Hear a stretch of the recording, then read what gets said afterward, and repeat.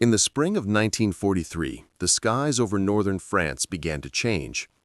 To German radar operators scanning the air routes from England, the incoming formations looked familiar at first.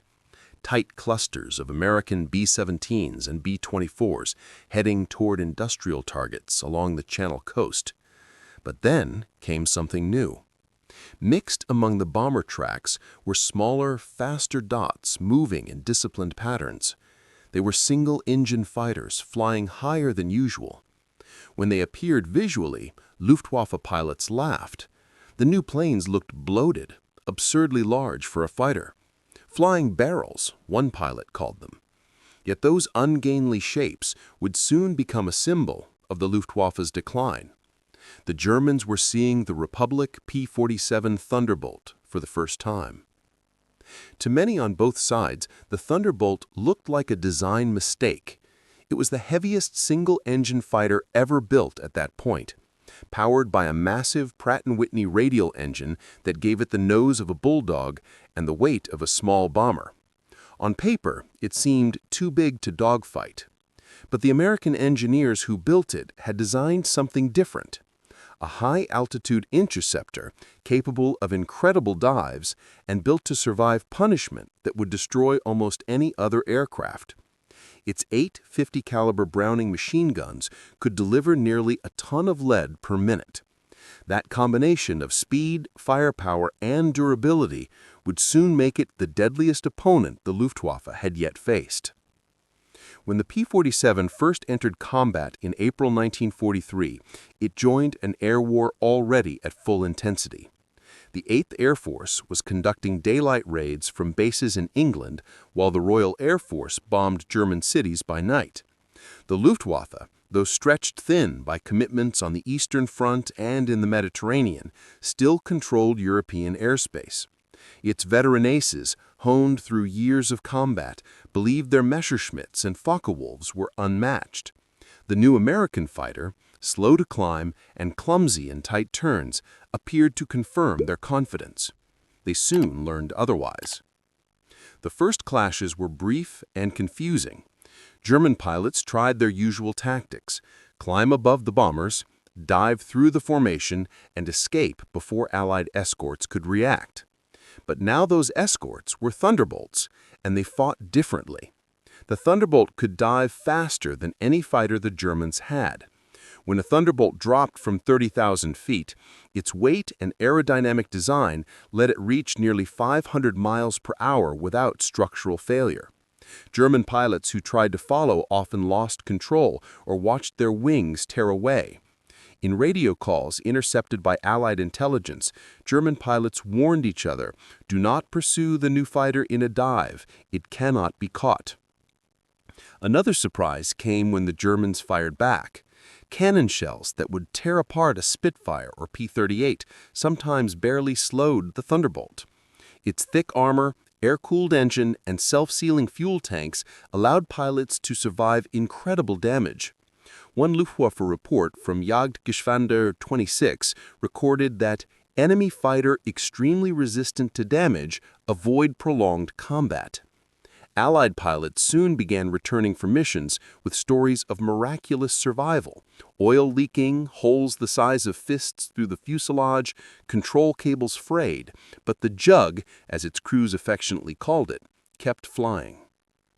During the summer of 1943, the Thunderbolt began to change the rhythm of the air war. The American bomber offensive had been bleeding under heavy losses because escorts could not follow far into Europe. The Spitfires and early P-38s lacked the range to protect bombers beyond the French coast, leaving them exposed over the heart of the continent. The Luftwaffe strategy was simple: wait until the bombers passed beyond fighter cover, then strike in mass formations. The Thunderbolt started to close that gap. With a turbo supercharger that maintained power at extreme altitude, it could escort bombers deep into northern France and Belgium, challenging the German interceptors where they had once been safe. Yet the Luftwaffe still underestimated the threat. In the eyes of many German commanders, the Thunderbolt was an escort fighter with limited endurance, not a long-term danger. They did not grasp that American industry would soon flood Europe with thousands of them, nor that engineers were already experimenting with external fuel tanks to extend their range. For the moment, German aces still believed skill and experience would prevail. But the Luftwaffe's pool of seasoned pilots was shrinking fast. On every front, German losses were rising. The Eastern Front consumed aircraft and men at a terrible rate, while Allied raids on factories and airfields made training new pilots harder. By late 1943, many replacements were arriving at combat units with fewer than 100 flying hours, some barely half that.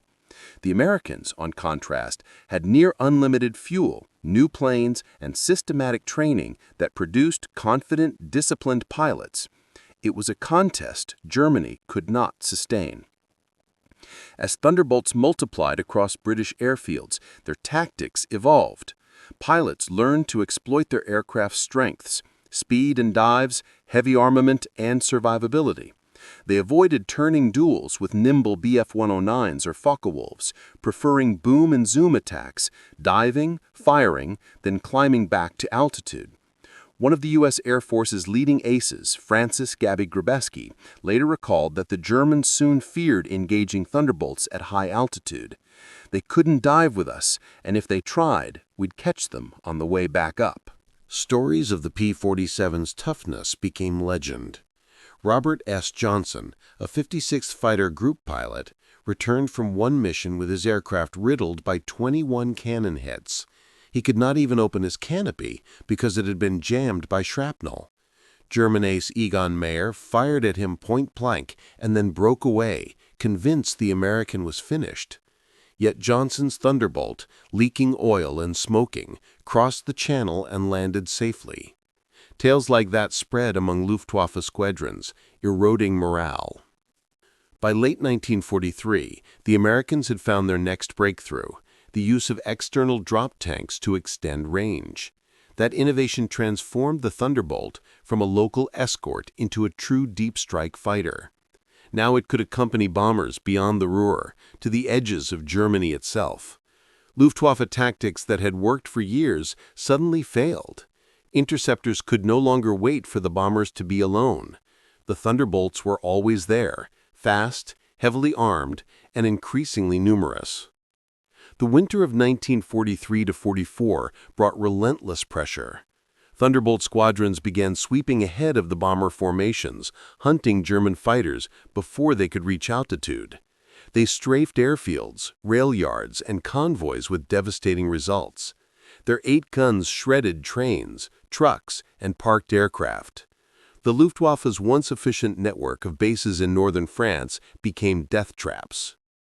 In February 1944, during the campaign known as Big Week, the 8th Air Force launched a coordinated assault on Germany's aircraft industry.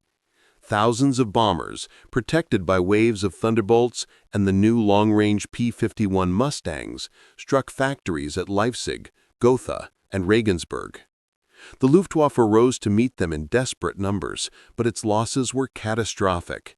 More than 350 fighters were destroyed in a few days, many of them with their veteran pilots still inside.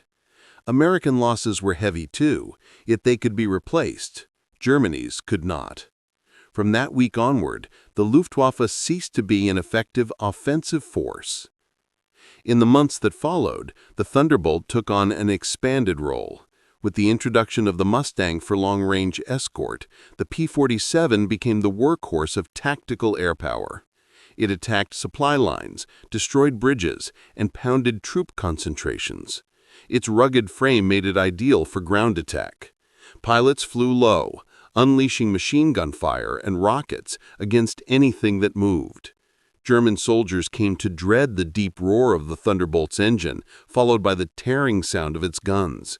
Survivors described it as a physical force, like a saw ripping the earth. By the spring of 1944, the Luftwaffe was in crisis. Allied bombing had crippled fuel production, leaving squadrons grounded for lack of gasoline. Experienced commanders were dead, captured or exhausted. Training schools operated on reduced schedules, and many new pilots reached the front having never fired their guns in the air. Against them stood American and British formations, flying thousands of sorties each week. When the Allies launched the D-Day invasion in June 1944, the Luftwaffe could offer almost no resistance. German fighters that attempted to challenge the invasion fleets were swarmed by Thunderbolts and Mustangs. On the beaches of Normandy, the roar overhead belonged to Allied engines. P-47s prowled the roads behind the front, hunting columns of trucks and armor. Each day they destroyed hundreds of vehicles. One German officer later said, "We feared the Thunderbolt more than the artillery."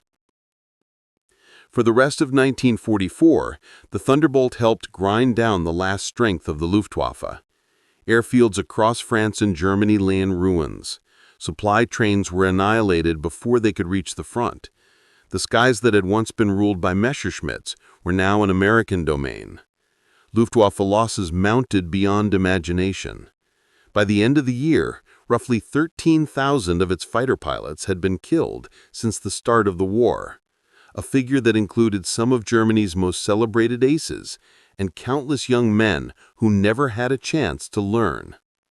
The statistics told the story of collapse. In 1940, a German pilot might train for more than 200 hours before combat. By late 1944, that number had dropped below 50.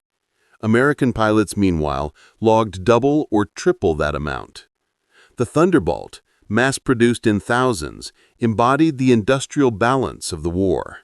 It was the product of vast factories, endless fuel supplies, and a logistics network that Germany could not hope to match. When Allied armies crossed into Germany in early 1945, Thunderbolts flew overhead every day. They struck anything that moved: bridges, barges, tanks retreating along forest roads. Their durability saved countless American pilots. Some P-47s returned home with wings scorched by flak or missing cylinders, yet they still landed safely. The Luftwaffe, reduced to scattered units and desperate teenagers flying obsolete planes, could do little but die bravely.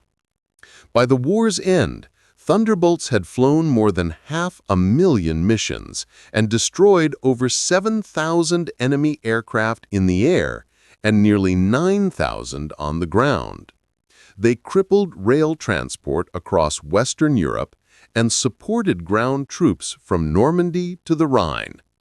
Many historians later argued that the P-47, more than any other fighter, represented the decisive shift from elite dogfighting to industrial air dominance.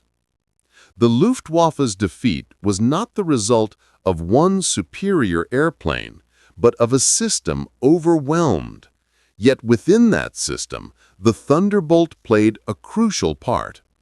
It was not beautiful, but it was unbreakable. It combined engineering pragmatism with sheer force.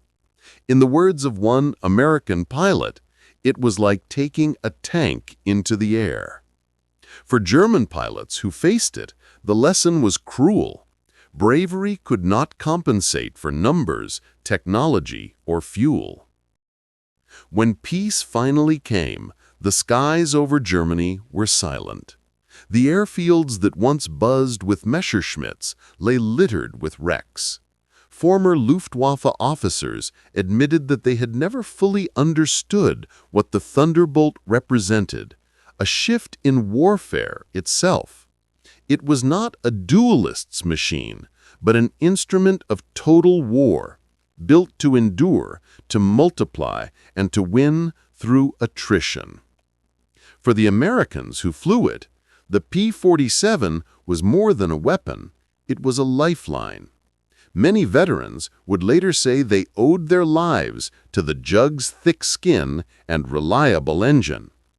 In reunions decades later, gray-haired pilots still spoke of the deep roar of its propeller, the smell of oil and gunpowder, and the feeling of security that came with knowing their plane could take almost anything the enemy threw at it. For the Germans, the Thunderbolt symbolized the futility of courage without resources. They had entered the war with the world's finest air force, but by 1943, they faced an opponent who could outbuild and outlast them. Each time a Thunderbolt replaced a fallen comrade, it carried the weight of an entire industrial nation behind it. In the end, the story of the P-47 and the Luftwaffe is the story of World War II itself. A conflict decided not only by bravery, but by production, endurance, and adaptation. When the first German pilots laughed at the bulky shape crossing the French coast in 1943, they could not know that they were witnessing the beginning of the end. Within 2 years, that ungainly fighter would help sweep the skies clean, paving the way for the liberation of Europe. The Thunderbolt did not win the air war alone, but it broke the back of those who once ruled the sky. And as it thundered home across the channel, engines rumbling like distant drums, it carried with it the sound of inevitability, the roar of a new kind of power, the voice of an air force that would never again be challenged over Europe.